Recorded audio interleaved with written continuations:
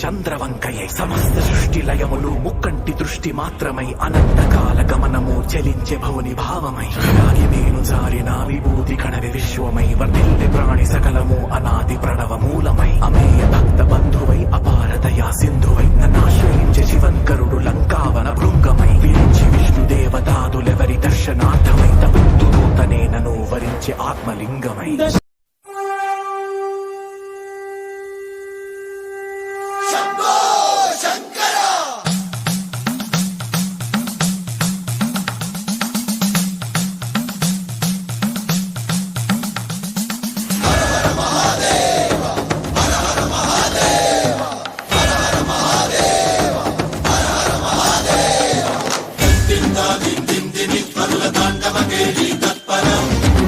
Manjula సింజిని చతుల Lasya వినోదవ Shankara